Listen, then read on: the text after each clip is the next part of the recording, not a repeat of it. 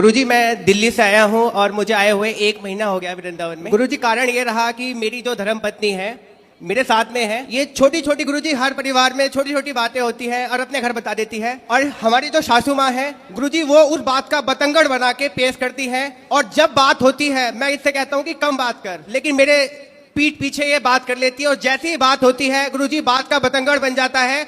और गुरुजी बात का बतंगड़ ऐसा बना कि एक दिन मेरे ससुराल पक्ष से पूरे के पूरे गुंडे लोग आए और गुरुजी मेरे घर में टीवी तोड़ गए, मुझे पीट गए। और गुरुजी मेरे सिस्टर के बारे में अनाप शनाप बक गए, मेरी फैमिलीज के बारे में अनाप शनाप बक गए।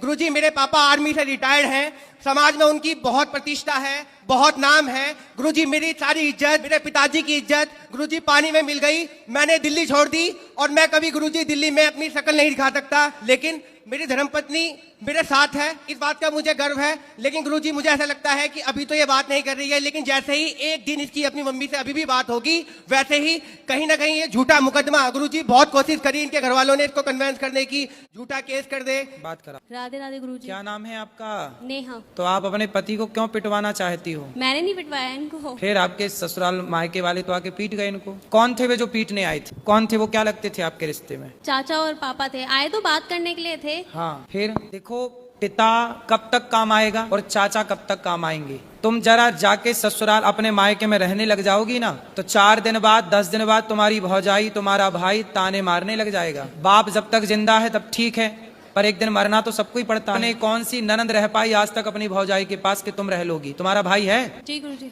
तो भौजाई के साथ सदा गुजार लोगी जीवन? ताने मारेगी तुम्हारी भौजाई, आ गई अपने पति की तो हो ना सकी तो मेरी हो जाएगी, ऐसा ना बोले तो कह देना। बेटा, नारी का पति ही सब कुछ है ना।